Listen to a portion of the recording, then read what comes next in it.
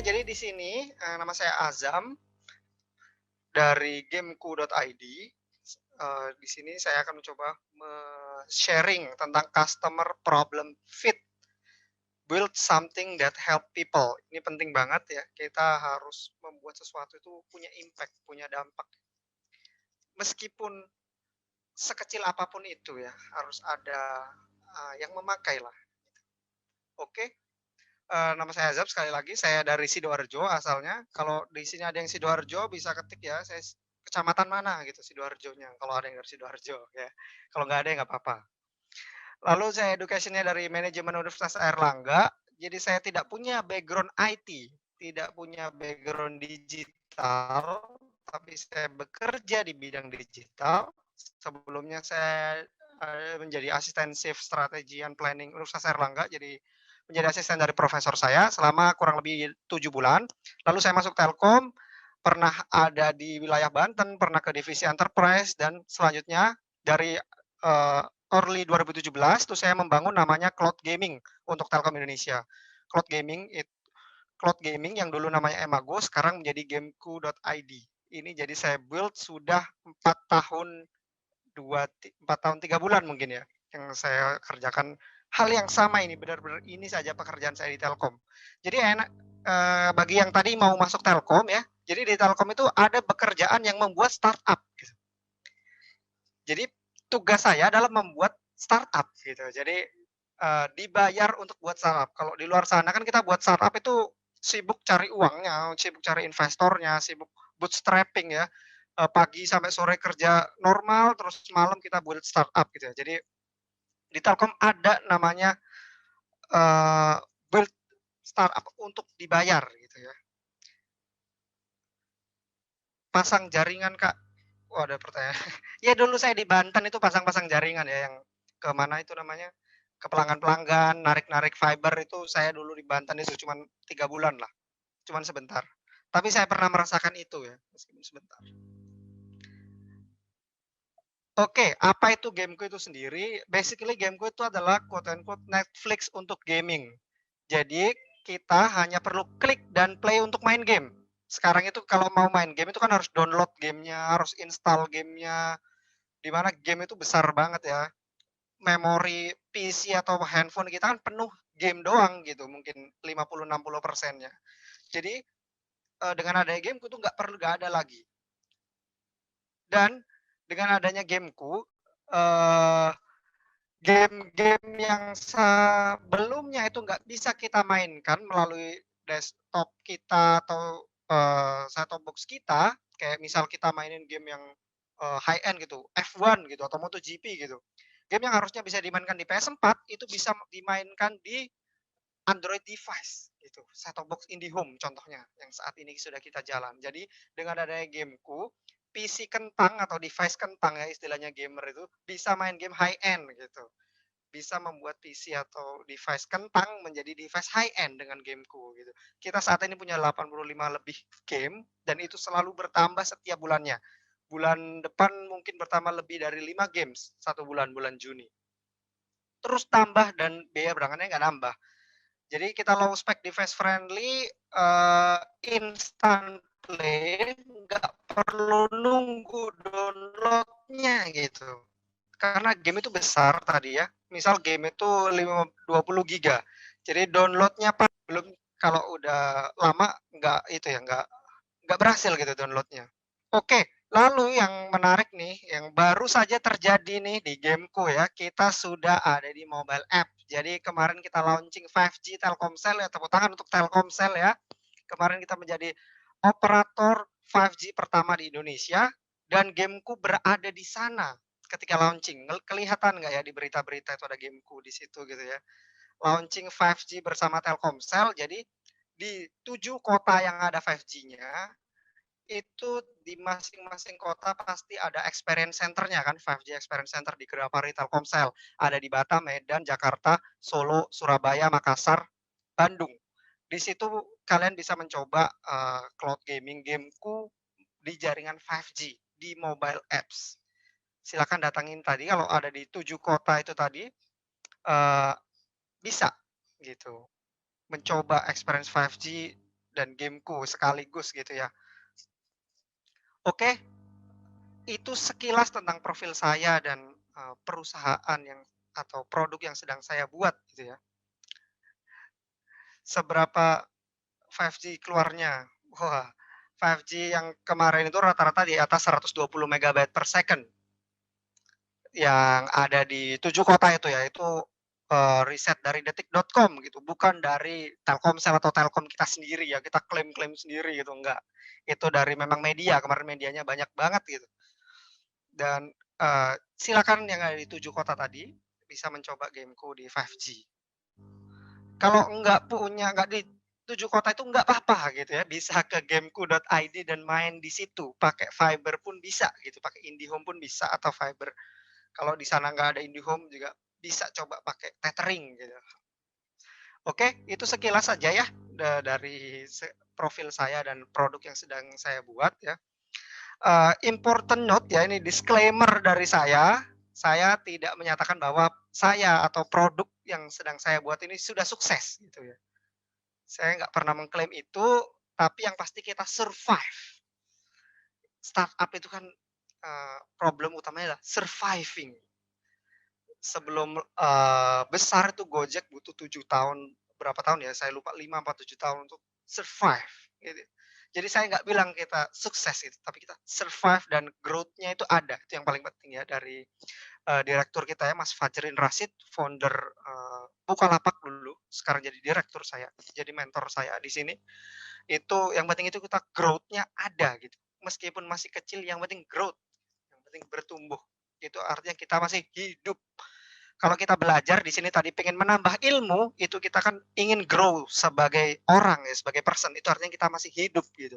Kalau kita nggak ada keinginan untuk grow ya, tidak ada keinginan untuk hidup gitu mungkin ya. Jangan sampai kita jadi seperti itu. Important note disclaimer aja. Ini adalah yang biasa terjadi ketika kita mencoba membuat sesuatu gitu.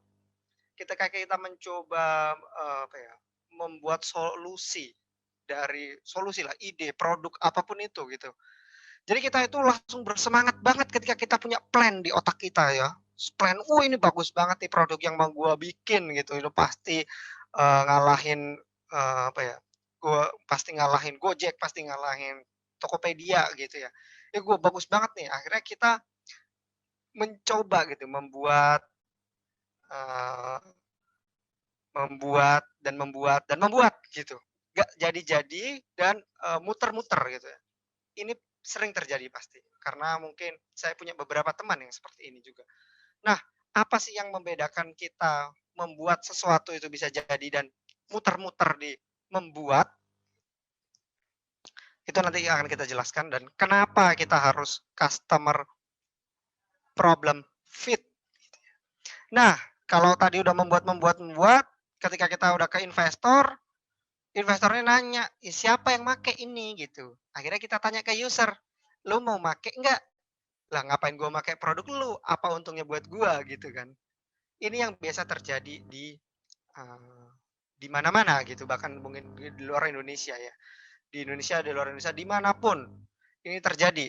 Kenapa ini terjadi? Karena kita sebagai inovator atau seseorang yang ingin sekali membuat produk, itu kita terpaku pada solusi. Kita pengen banget nih bikin produk ini nih, ini bagus banget nih, kita, langsung ke solusi gitu. Di mana ini kurang tepat ya. Mungkin tahun 70-an ini bisa gitu, tahun 70, 80-an bisa dilakukan, kita fokus langsung ke solusi. Tapi di saat ini di tahun 2020-an itu tidak mungkin ya. Ya mungkin mungkin Anda memang sholatnya bagus, ya didoakan orang tua jadi sukses produknya, tapi kalau normalnya enggak gitu, normalnya tidak bisa. Jadi ini menurut 500 Startup juga, hampir semuanya startup di luar sana itu terlalu banyak fokus terhadap solusi. Tidak cukup waktu mereka ngobrol dengan customer-nya dan mengetahui apa sih problem dari customer mereka sebenarnya gitu. Ada pertanyaan, yang nyambung dulu ya sama ini temanya ya, yang nggak punya background di dunia digital sama sekali tapi pengen belajar kira-kira dari tahap mana dulu dari sini ya forum digital bisa, ini udah tepat sekali gitu ya. Saya nggak punya background digital ya rekan-rekan, sekali lagi saya dari manajemen sumber daya manusia kuliahnya. 3 tahun setengah saya belajar di situ dan saya 7 bulan bekerja sebagai researcher. Jadi saya nggak punya pengalaman digital sama sekali sebelum masuk Telkom. Nah, dan apa yang saya pelajari pertama kali adalah ini. Ini yang saya pelajari pertama kali. Kita harus jangan fokus ke solusi gitu ya. Kita harus tahu customer problem fit itu. Itu sih, ya semoga di sini nanti mendapatkan, inspirasinya gitu. Jadi nggak harus punya background digital dan itu cepat kok. Saya cuma butuh waktu sekitar 6 bulan untuk bisa merubah mindset saya totally dari seorang researcher yang scientific sekali menjadi seorang yang sangat, agile di digital gitu ya. Nah, jangan fokus ke solusi tadi, terus kita fokus ke apa gitu ya. Fokusnya adalah ini banyak banget yang, apa ya, yang harus kita selesaikan ketika kita define lah, kita define ketika kita membuat produk. Tapi yang pertama kali harus dimulai adalah customer segment dan apa problem dari customer-nya. Jadi instead of kita fokus ke solusi, kita harus fokus ke customer-nya ini siapa dan problemnya apa. Karena setiap segmen itu pasti berbeda-beda dong. Tadi ada yang mahasiswa. Problem mahasiswa itu pasti beda sama problem yang tadi apa ya, account manager gitu ya. Pasti beda gitu. Account manager problemnya adalah mereka harus ngubungi klien, mereka harus itu ya. Kalau mahasiswa mereka harus, belajar, skripsian gitu ya, eee, magang gitu problemnya, di situ gitu. Paling seputar ke apa ya, nongkrong di mana gitu ya, mahasiswa dulu problemnya seputar itu aja gitu. Weekend ngapain gitu, gitu-gitu doang ya. Oke, pasti beda gitu. Jadi segmennya harus kita define dan problemnya apa. Ini yang harus difokuskan. Jadi instead of kita solusi, kita harus tahu apakah customer-nya ini punya masalah dan apakah masalahnya worth to solve. Ya kalau masalahnya cuman, saya bingung bahkan yang masalah sepele banget ya, saya bingung makan apa, itu worth to solve loh, gitu ya. Dengan adanya GoFood, dengan adanya GrabFood, orang yang bingung tinggal kasih aja namanya, tab rekomendasi kami gitu. Jadi dia dari bingung cepat gitu menemukan makanan yang dia mau gitu kan. Jadi lalu yang inilah yang disebut dari customer problem fit itu. Jadi kita tahu customer-nya siapa dan problemnya apa. Jangan sampai kita membuat produk, kita nggak tahu customer-nya siapa gitu. Kita buat apa ya, yang contohnya aneh-aneh gitu ya, vaksin COVID-20 gitu ya, padahal COVID-20-nya aja nggak ada gitu, kita mencoba membuat vaksinnya gitu ya. Jadi nggak ada problemnya kita coba buat-buatin aja gitu, solusinya gitu. Itu nggak akan worth it ya. Nah, life is too short to build something nobody wants ya. Love the problem. Ini kita harus apa ya, sensitif terhadap lingkungan kita. Problem apa sih yang ada di sekitar kita, yang ada di teman kita, bahkan di diri kita gitu, di keluarga kita, di pekerjaan kita, apa problem yang bisa di-solve itu pasti banyak banget gitu. Sebagai mahasiswa juga banyak banget dulu kayak problem yang harus di-solve gitu ya. Pengen apa aja gitu ya. Nah, sekarang saya mau cerita, sedikit sedikit singkat banget sebenarnya ini kompleks banget cerita yang, apa ya, cerita saya di gameku ini, tapi saya coba sedikit, sebagai inovator apa sih yang mau saya solve dengan gameku gitu ya di, gamers problem ini. Stepnya simpel banget kalau di saya, cuman 3 tapi besok setelah session 2 ya yang digital bisa yang batch selanjutnya itu menjelaskan lebih detail tentang how to-nya, tapi saya di sini coba sharing apa yang saya lakukan. Jadi nggak harus benar, nggak harus step by step gitu. Yang penting dilakukan dan kita tahu customer problem fit-nya itu apa gitu. Nggak harus benar kok langkah-langkahnya, ini langkah-langkah yang saya lakukan nih, cuman 3. Coba cari problem, jadi kita harus sensitif di lingkungan kita. Karena tadi saya pulang SMA itu happy hour ya di warnet gitu ya, saya tahulah, teman-teman saya yang gamer, saya tahu lingkungan gamer, jadi saya coba mencari problem di situ dan divalidasi.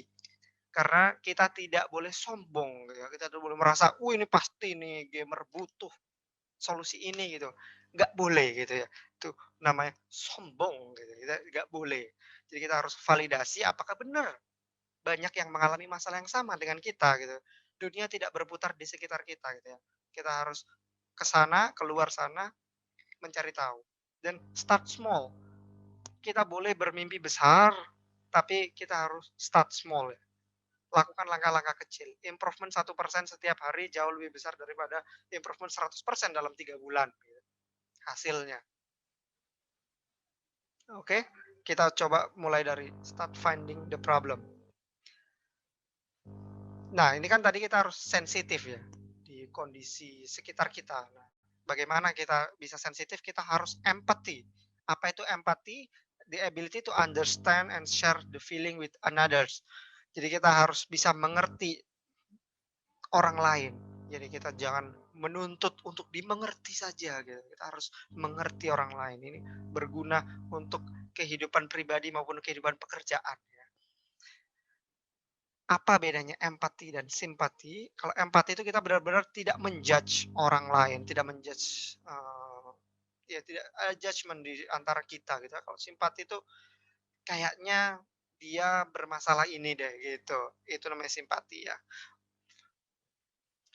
Nah, apa bedanya inovasi from empathy dan inovasi from capability? Tadi solusi dan customer problem fit ya. Innovation from empathy ini customer problem fit, innovation from capability ini tadi kita build solution. Bedanya apa? Contohnya nih, yang semua device-nya mungkin pernah me memegang atau melihat ya, namanya iPhone dan iPad. Tapi coba diketik nih, diketik, kira-kira duluan mana sih yang jadi produknya, iPhone apa iPad? Coba diketik di chat, iPhone apa iPad duluan? Ayo ketik ketik ketik ketik.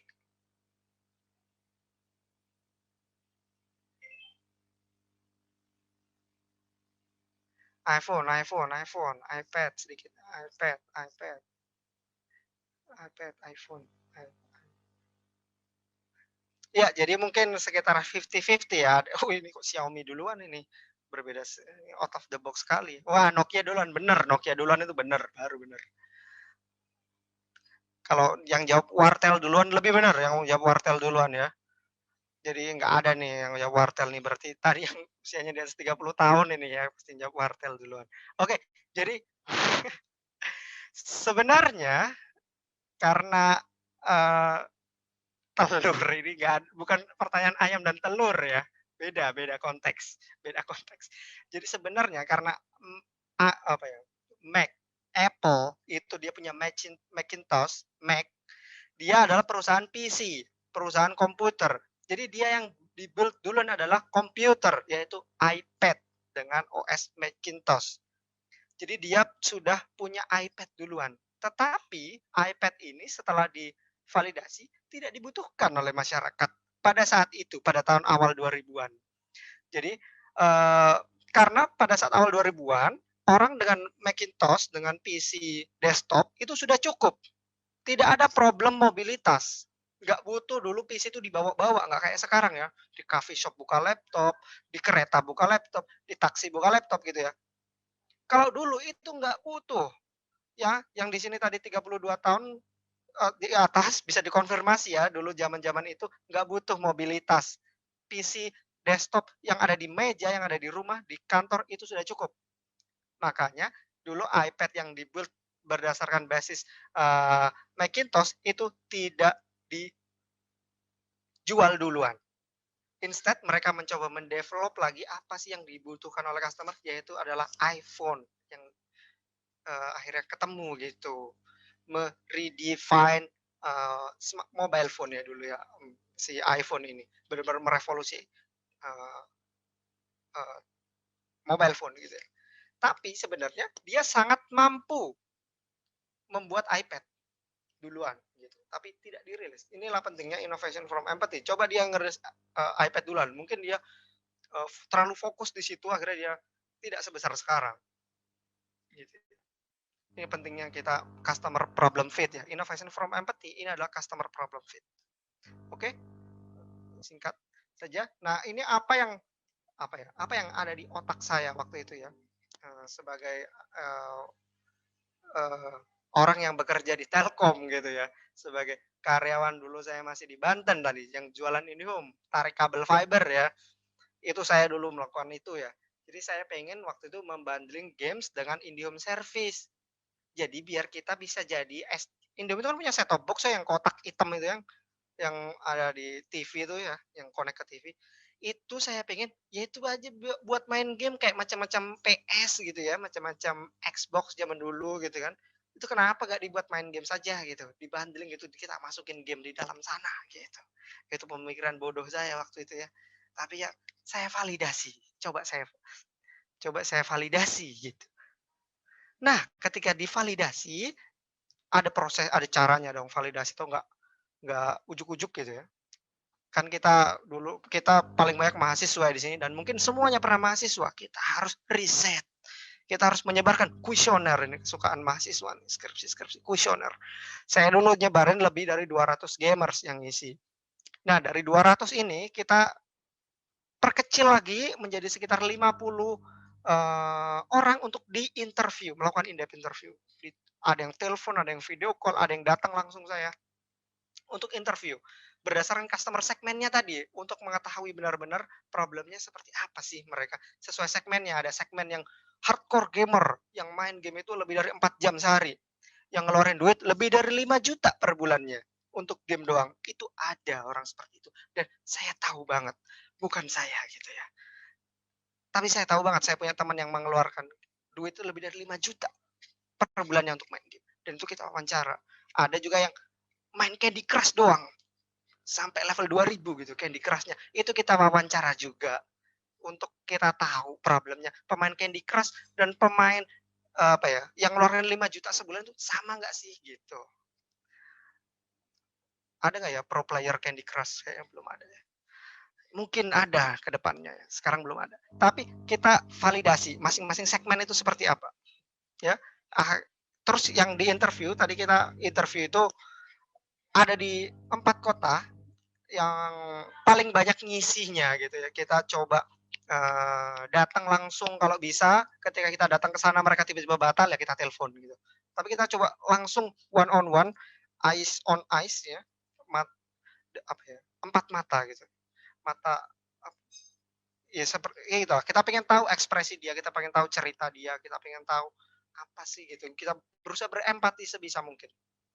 Ada di 4 kota, lebih dari 50, kita coba, interview. Nah, bagaimana cara menginterview? Ini penting banget. Kita harus melakukan open ended question. Apa itu open ended question? Pertanyaan yang jawabannya bukan ya atau tidak. Kalau kita tanya, "Bro bro, eee, lo main game apa aja?" Gitu sih.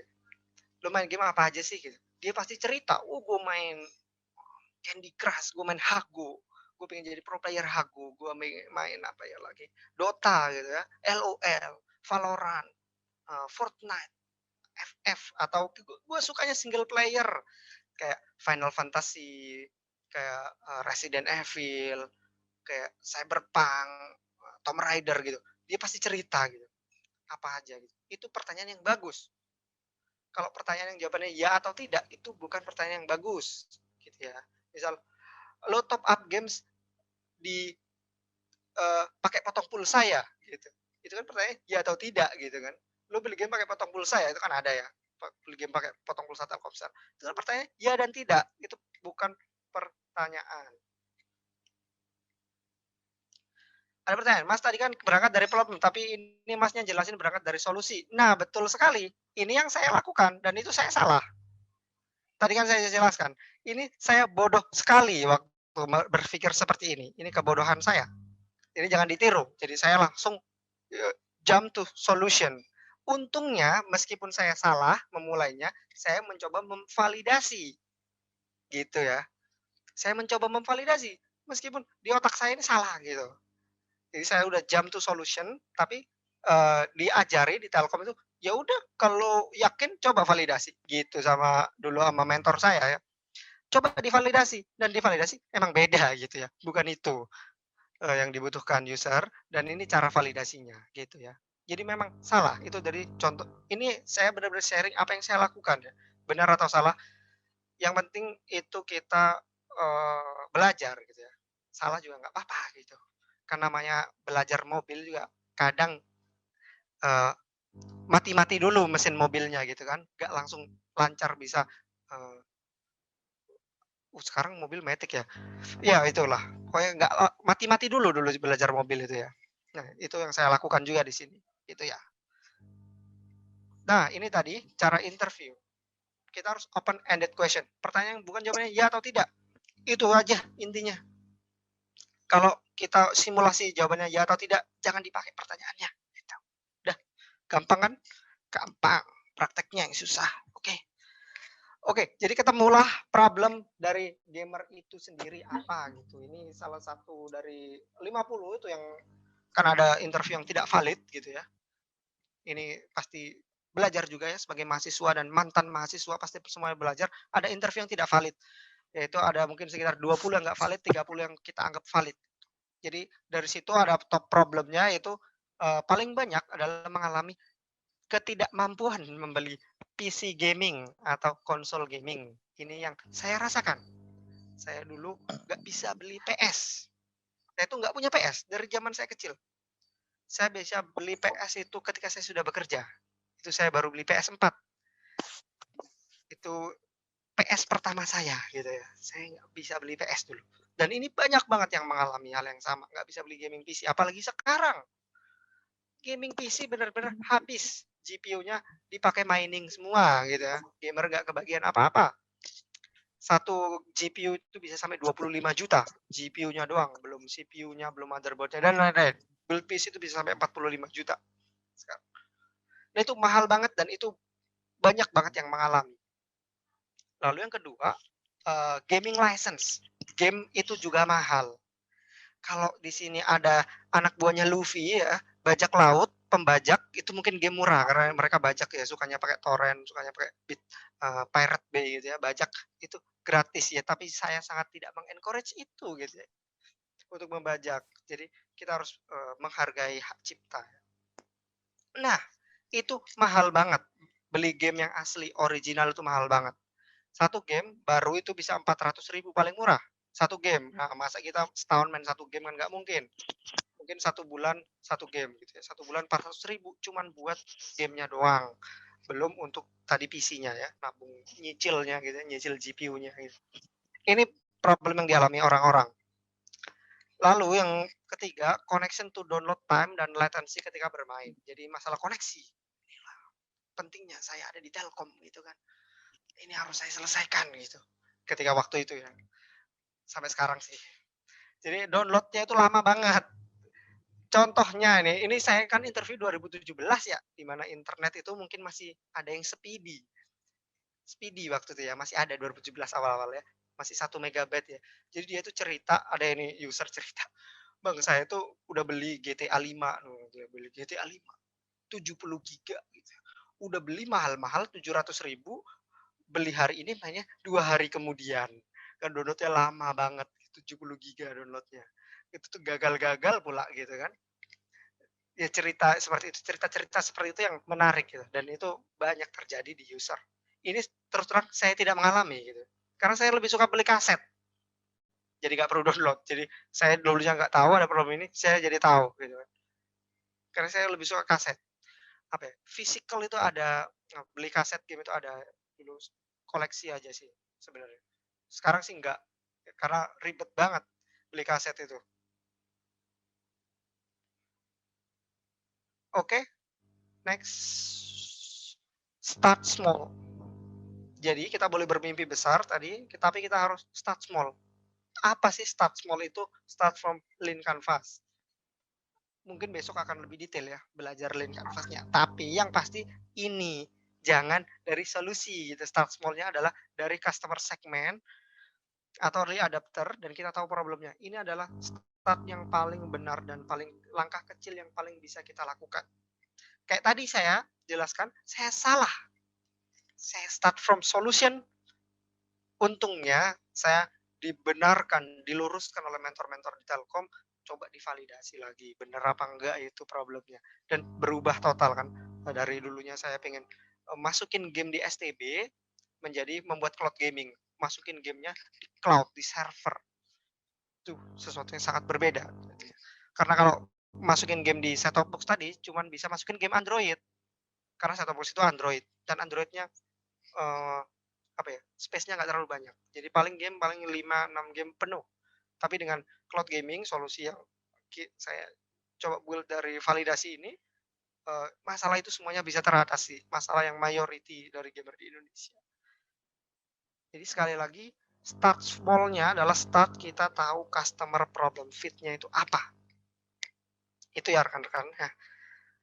Ini penting banget, how to yang benar, ini kan saya cerita apa yang saya alami, apa yang saya lakukan.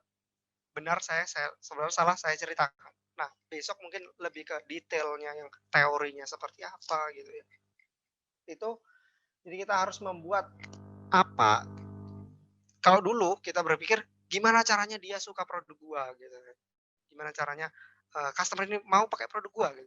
Jadi marketingnya harus pakai brand ambassador yang bagus. Misal gamer harus pakai PewDiePie gitu ya. Misal ya tahu PewDiePie ya? Apa apa nggak tahu PewDiePie. Kalau di Indonesia siapa ya? Gamer gamer influencer gitu ya. Just No Limit gitu ya, atau siapa? Meow Out gitu ya. Harus pakai itu gitu. Influencer biar mereka mau pakai produk kita. Orang pengen uh, pengen pakai produk kita, menjadi orang memakai produk kita itu karena mereka emang butuh gitu. Mereka emang butuh produk kita gitu sih. Itu aja dari saya, ada 15 menit ya Mbak Bila, betul ya, untuk tanya jawab gitu sih. Terima kasih. Ya, Mas Azam, terima kasih banyak Mas untuk pemaparan materinya. Nah, Bapak dan Ibu, kita masuk 15 menit untuk sesi Q&A. Mungkin di sini, wah, udah langsung ada beberapa pertanyaan Mas Azam di Zoom chat. Mau dibacakan atau gimana? Kayaknya saya cuma dapat satu yang dari Mas. Yes, dari Mas Bimo Wikan nih ternyata. Ya, soalnya Ya, chat yang tadi atas hilang ya. udah Karena hilang saya ya. sempat close, Siap-siap. sempat ke close gitu ya. Mohon maaf ini. Dari Mas Bimo ya.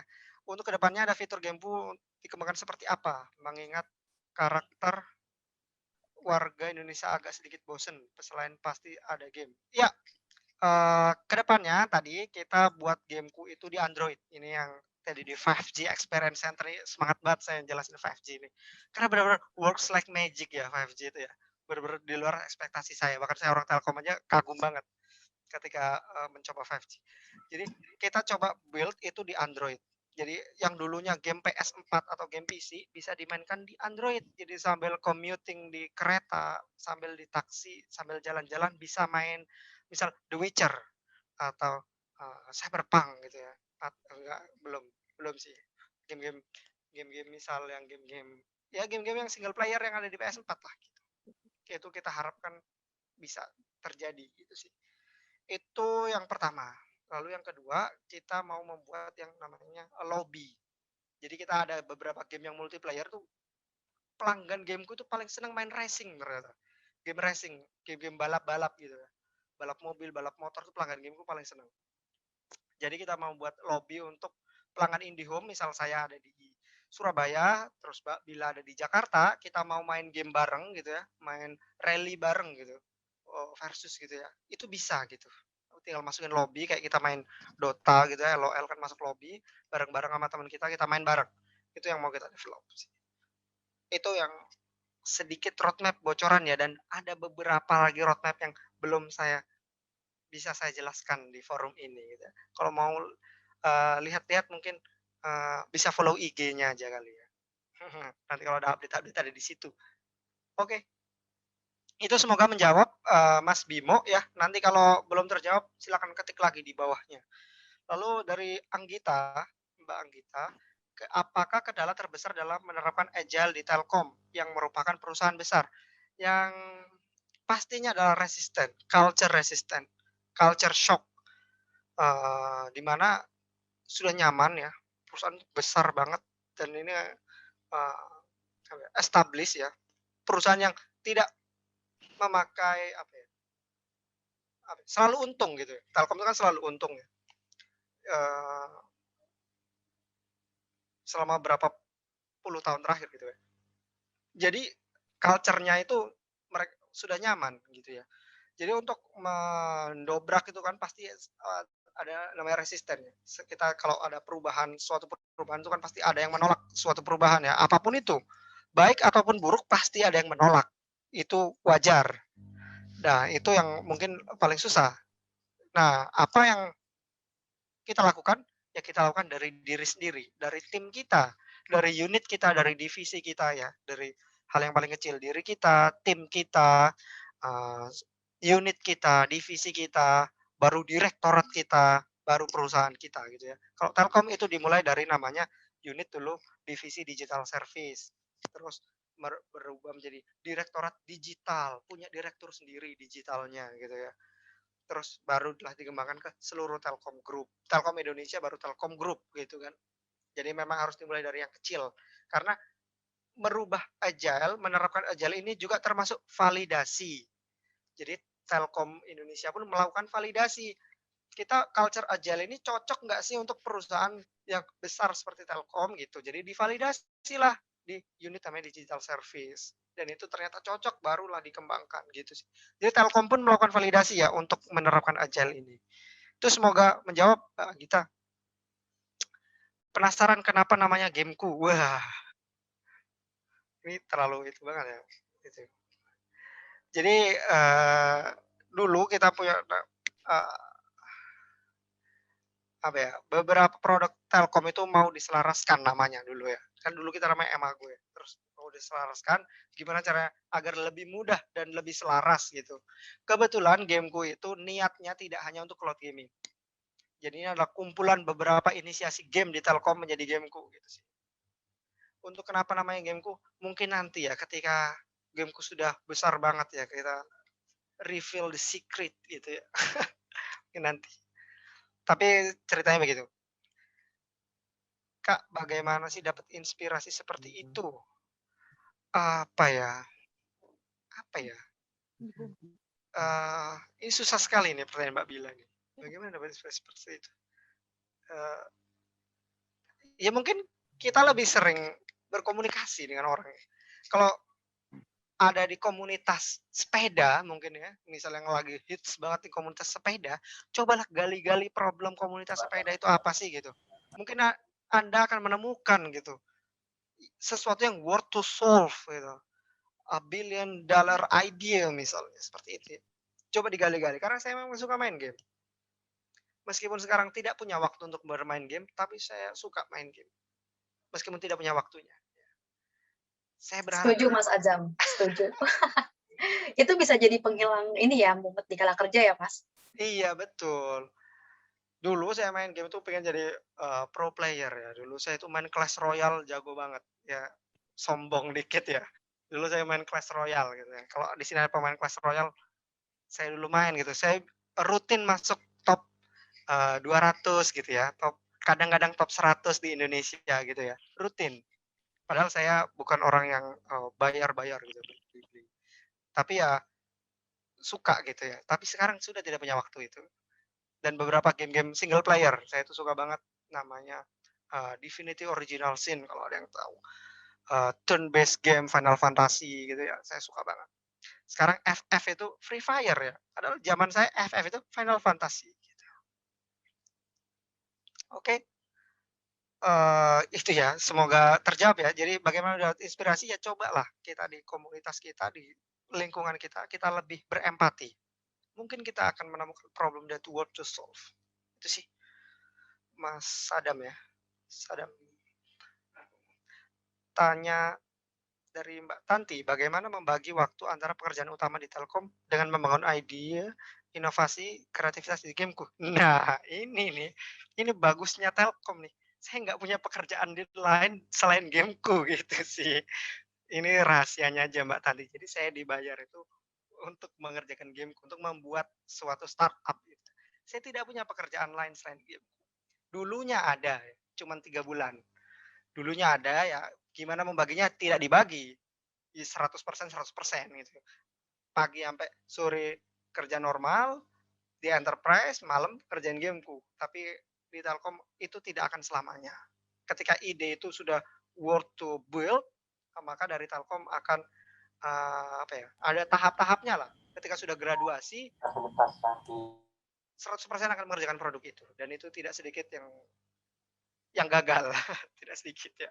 Dari 700 tim gitu yang graduate itu berapa ya? 14 mungkin ya, yang sekarang. Mungkin 800 yang graduate 14. Ya itulah. Jadi saya tidak punya pekerjaan lain sekarang Mbak Tanti selain gameku. Enak-enak, stres-stres ya. Ada positif negatifnya pasti. Oke. Oke, mungkin Iskandar dari Pak Yanto Iskandar. Apakah penjelasan tadi bisa diterapkan di segala produk yang akan kita buat? Iya. Rahasianya adalah customer problem fit. Itu bisa diterapkan di mana saja. Contohnya nih, saya bikin contoh yang tidak di digital, yaitu kafe. Kalau kita bikin coffee shop ini kan hits banget ya coffee shop ini. Coffee shop yang laris tuh yang kopinya enak, apa yang punya colokan sih? Ayo. Yang kopinya enak apa yang punya colokan? Yang rame. Kayaknya lebih rame yang punya wifi kenceng dan colokan banyak deh. Daripada yang kopinya enak gitu sih. Ini yang dilakukan oleh Starbucks ya. Starbucks pada tahun 2007 ini sedikit cerita out of topic ya. Yang saya tahu, Starbucks pada tahun 2007 itu mau bangkrut. Starbucks sebesar itu ya, 2007 itu mau bangkrut. Akhirnya dia meneliti, melakukan wawancara di ratusan uh, orang di berbagai negara, di puluhan negara yang ada Starbucks-nya. Mereka wawancara gitu, orang-orang itu di berbagai negara dan jawabannya sama. Mereka mayoritas ya, nggak semuanya sama, mayoritas sama. Mereka ke Starbucks itu bukan untuk minum kopi, tapi untuk hangout bersama teman, untuk ya hangout lah. Makanya di Starbucks itu kursinya dikecil-kecilin biar muat banyak gitu ya. Mejanya dibuat gimana caranya layoutnya agar muat banyak, banyak wifi, ada hiburan musik, colokan gitu ya. Sehingga hangout itu lebih menyenangkan. Jadi inovasinya Starbucks itu karena mendengarkan suara customer, bukan kopi yang lebih enak, teh yang lebih enak, tapi bagaimana ruangan yang lebih nyaman. Itu sih. Jadi itu bisa diterapkan di mana saja ketika kita sudah menguasai customer problem fit ya. Semoga menjawab. Anissa, jika ada beberapa kebutuhan customer untuk diimplementasikan, bagaimana cara memprioritaskan? Nah ini priorisasi ini panjang ya, teorinya banyak sekali. Banyak banget ini teorinya. Jadi kalau saya mau cost benefit structure kalau dari kita. Kira-kira jadi banyak opsinya tapi yang saya pakai itu cost benefit value gitu. Jadi misal fitur ini kalau kita build itu kita bisa mendapatkan benefit berapa miliar gitu sih. Berdasarkan angka aja gitu. Jadi misal kita bikin misal apa ya yang fitur yang mungkin teknologi perusahaan teknologi yang semua tahu apa ya Shopee gitu ya Shopee bikin fitur COD gitu kan mungkin dibandingkan fitur COD banyak banget fitur-fitur yang lain yang mau dibuat tapi mungkin fitur COD yang mendatangkan keuntungan paling besar kemungkinan menurut prediksi itu sih kalau dari saya ya jadi kita menghitung kita memprediksi kira-kira fitur mana atau problem mana yang akan mendatangkan revenue paling besar itu kalau diri saya ya sebagai product owner kan kita tetap ujung-ujungnya cuan ya. Uang memang bukan segala-galanya, tapi cuan segala-galanya gitu kalau di bisnis ya. Kalau di pribadi emang nggak segala-galanya, tapi itu adalah goals long term kita kan. Gitu sih. Jadi agar kita apa ya, justifikasinya bagus seperti itu, agar nggak dimarahin investor. Itu pun saya sering berdebat gitu ya dengan investor saya sendiri yaitu Telkom. Mintanya fitur ini dulu nih yang di-develop gitu. Nah, saya bawalah, ini voice of customer, Pak. Suaranya seperti ini, hasil FGD kita seperti ini, dan ini kemungkinan mendatangkan revenue paling besar, gitu. Pakai data dan akhirnya bisa melunak gitu ya. Ini sering terjadi gitu ya. Sedikit curhat. Oke, Mega, gimana cara menangani customer yang selalu komplain? Bagus. Customer komplain itu berarti mereka memakai produknya. Customer yang nggak komplain tuh nggak pakai produknya. Jadi orang yang memakai produknya selalu kita harus hargai. Itu bagus. Asal bukan maki-maki ya. Asal bukan yang, "Wah ini gaji buta nih gameku," gitu. Nggak bener-bener ya, itu maki-maki namanya. Tapi kalau, eee, komplain itu bagus, karena berarti dia memakai produk kita, dan orang yang pakai produk kita itu udah seneng banget. Saya ada yang pakai gameku tuh dulu udah seneng banget, 1, 2 orang pakai, ditelepon jam 2 pagi pun saya angkat gitu, untuk, komplain, nggak apa-apa. Oke, selanjutnya, Z, namanya Zio ya, Zihaul. Dari yang disampaikan, semua berawal dari sensitivitas terhadap adanya problem. Pertanyaannya, di beberapa bidang memungkinkan adanya oknum yang menciptakan masalah untuk sebuah solusi yang sudah terlanjur ter-create. Kayaknya kalau kita benar-benar tahu customer-nya, itu nggak akan terjadi gitu. Inilah pentingnya validasi, tidak di satu segmen, di beberapa segmen sekaligus. Misal di suatu bidang itu kan pasti ada yang beberapa segmen customer-nya. Jadi jangan di satu segmen validasinya. Kayak contohnya saya tadi, jangan hanya memvalidasi orang yang main Candy Crush. Orang yang main Candy Crush nggak punya masalah sama sekali tentang game. Dia puas dengan Candy Crush-nya dia. Dia puas dengan killing time-nya dia gitu sih. Jadi beberapa segmen divalidasi semua. Harusnya itu prevent hal itu terjadi. Oke. Tanya Clementia, menurut Kakak seberapa penting sih produk development dalam industri digital? Mengingat beberapa salah diakuisisi oleh perusahaan lain.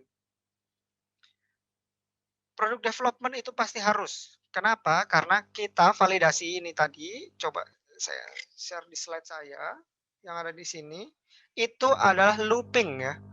Validate, start small, validate, start small. Ini adalah loop. Dia tidak berhenti ya. Ketika start small, udah berhenti nggak validasi? Enggak gitu. Sampai detik ini, minggu ini, bukan detik ini ya, hari Minggu ini, hari Senin dan Jumat itu kita melakukan wawancara FGD bersama user gameku. Agar kita tahu apa yang harus kita kembangkan, apa yang bagus, apa yang nggak bagus gitu sih. Apa saran-saran dari user gitu. Validasi itu selalu dilakukan. Jadi sangat penting. Karena kalau nggak berkembang tadi ya, kalau nggak grow, bukan berarti revenue besar itu adalah ukuran ya kalau di bidang digital, tapi adalah growth. Meskipun kecil, tapi growth terus itu lebih worth it daripada yang besar tapi tidak growth. Gitu sih.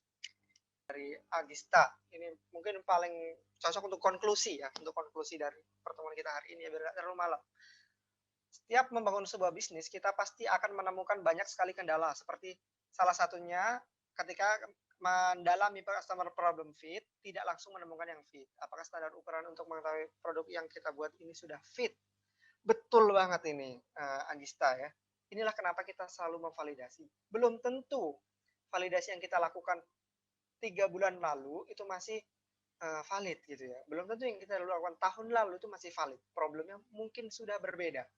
Dulu orang pakai, contoh nih yang sudah besar banget ya, dulu orang pakai Gojek itu buat menembus macet. Tapi sekarang enggak kayaknya ya. Pakai Gojek ya memang untuk mager, untuk mager angkat pantat dari beli makan gitu ya. Gitu-gitu sih. Jadi validasi itu penting banget dilakukan agar kita mencari yang fit. Jadi tidak ada yang 100% fit. Ini penting banget nih, Agista ya. Agista ini cowok apa cewek ya? Ya Agista aja ya saya sebutnya. Tidak mungkin 100% fit. Ini lupa saya sampaikan. Jadi kalau prinsip dari startup atau prinsip dari dunia digital itu always beta. Always beta. Kita harus selalu berpikir bahwa ini belum produk akhir kita. This is not our final form gitu. Always beta, always beta, always beta. Jadi kita tidak boleh puas gitu ya. Wah udah fit banget nih customer fit nih, udah apa ya? Udahlah pasti produk ini dipakai lah gitu. Nah, itu nggak boleh gitu ya. Jadi kita harus selalu berpikir always beta, kita harus selalu memvalidasi itu sih. Jadi tidak ada yang 100% customer problem fit. Yang ada kita selalu berusaha mencari itu. Itu sih dari Agista ya, cocok banget untuk jadi konklusi. Terima kasih.